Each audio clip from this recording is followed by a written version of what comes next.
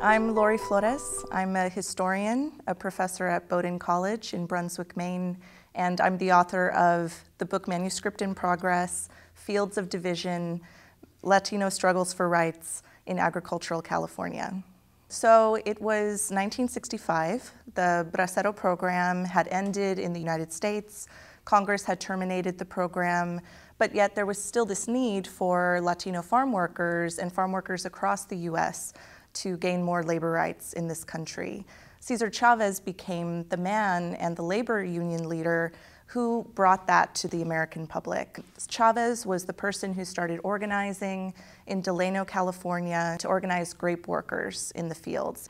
It took Chavez 5 years to finally gain a victory by signing the world's largest grape grower, the Geomara Corporation, in Delano in 1970. And that was a huge victory for not only Latino farm workers, but all farm workers across California, because Chavez and the United Farm Workers Union were able to get higher wages for farm workers, to get better working conditions, less pesticide use in the fields, and overall better living conditions and more sanitary conditions for the workers in Delano.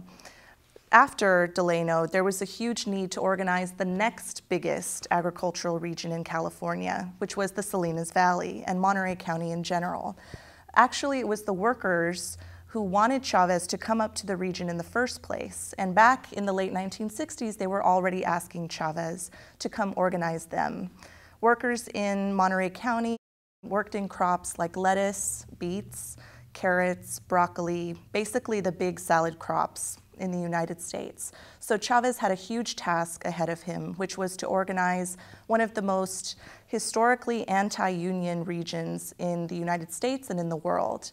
Salinas would be his next big site for victory in 1970. So when Chavez and the UFW came to Salinas, there was a huge outpouring of support, not only from the Mexican immigrant and the Mexican-American farm workers who already wanted him to come, but also farm workers from around the county, in places like Greenfield, like King City, San Lucas. All of these tiny towns were coming together and wanting to see change in the fields and wanting to see Chavez as their new leader for not only the farm worker movement, but also the Chicano movement, which was spreading all across the Southwest at this time. So Chavez was able to get together a huge population of farm workers, a population that crossed lines of citizenship, that crossed lines of gender. Both men and women were huge participants in the UFW strike in 1970, and that strike was one that really captured national attention.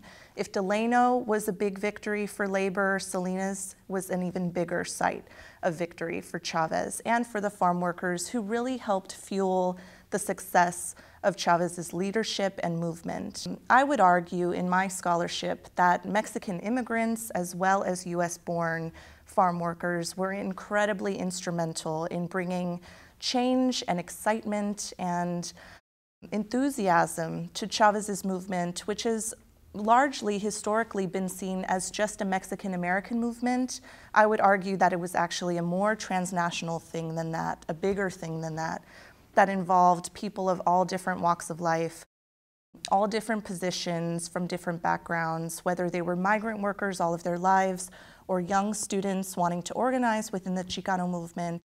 Chavez and his union was something around which everybody could mobilize. And 1970 was a moment in which Latino farm workers and student activists from all different backgrounds were able to show the US and show California agribusiness that they actually wanted to see great change. So Chavez was able to gain contracts with a lot of big corporations and farm companies in Monterey County in 1970, and these not only improved wages for farm workers across the board, but also began a cycle of improving working conditions in general. Before Chavez began organizing farm workers, the working conditions of agricultural laborers in the United States was still as dire as it was in the 1930s in the Depression era. Not much had changed in the span of a few decades. Farm housing was basically made out of tin shacks, out of chicken coops, out of barbed wire. Very rudimentary housing was available for farm workers if they were traveling from place to place. Migrant farm worker families were confined to very small spaces where multiple families had to live together. There was often no indoor plumbing, huge lack of sanitation. And then we have the issue of wages. Wages were abysmal still.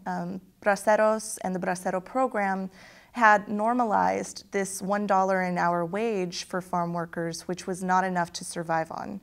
And so wages were still within the range of anywhere from 35 cents an hour in Texas to 25 cents an hour in Arkansas to $1.25 in Oregon and in California. So California was relatively the highest paying farm worker state in the country, but it was still not enough for families to survive on a daily basis. So children couldn't be going to school since they had to travel with their families to follow the fruit, to follow the crops, wherever their families had to go, which meant that there was a higher degree of school dropouts among Latino farm worker families. And in addition to wages, women also experienced sexual harassment in the fields from growers, from managers, from company officials, and from foremen. One thing that the Bracero program brought to the nation's attention was the danger in farm worker transportation. So the vehicles that had been used to transport farm workers to and from their field assignments were incredibly unsafe, had not been monitored or regulated by the government, were often pickup trucks or trucks for moving animals that had a simple canopy built on top of them. So these vehicles often, crowded 50 people together in transporting them, and actually the Bracero program and Braceros themselves had brought to the nation's attention that these conditions were not acceptable. The lack of sanitation in housing, the condition of farm worker housing in the first place, the very temporary nature of farm work that then kept children out of school, that kept families always on the move with no sense of home, with no sense of proper belonging, also led to this idea that farm workers were sort of on the margins of society, that they were not included within the citizenry of the communities in which they worked, which then lent a sense of second-class citizenship to this population, which was no different than what had previously been the case in the 1930s Dust Bowl era. Cesar Chavez has often been portrayed as a very saintly figure in Latino labor history, as one of the big leaders of the civil rights movement in America. He stands up there with Martin Luther King Jr. as a really important figurehead for what Mexican Americans were trying to accomplish in the 1960s and 1970s.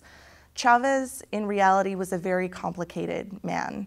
Like any other leader of a mass movement, he had ways of strategizing and had ways of attracting people to his movement that would have otherwise not lent their support to the farm worker cause. So Chavez would often capitalize upon his Catholic beliefs.